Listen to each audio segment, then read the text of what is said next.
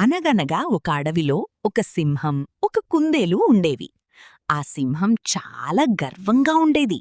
నేనే ఈ అడవికి కింగ్ అని ఎప్పుడూ అరిచేది. ఒకరోజు సింహం చాలా ఆకలిగా ఉంది.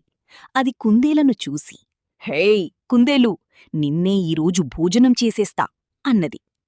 కుందేలు చాలా తెలివిగా, అయ్యో మహారాజా, నన్ను తినే ముందు ఒక చిన్న విషయం చెప్పాలి అన్నది. ఏమిటది, త్వరగా చెప్పు అని కోపంగా అడిగింది. ఈ అడవిలో ఇంకో సింహముంది. అది మీకన్నా పెద్దది. అది కూడా నన్ను తినాలని చూస్తోంది అన్నది. సింహం వెంటనే షాకయ్యింది. ఏమిటి, నా అడవిలో ఇంకో సింహమా? ఎక్కడుందది? కుందేలు నవ్వుతూ, రండి మహారాజా, నేను చూపిస్తాను అని తీసుకెళ్ళింది. అవి ఒక బావి దగ్గరికి వచ్చాయి. ఇదిగో మహారాజా, ఆ బావిలో ఉంది అన్నది. సింహం లోపల చూసింది. అక్కడ తన ప్రతిబింబం కనిపించింది. అరే, నిజంగానే ఇంకో సింహముంది అని కోపంతో గర్జించింది.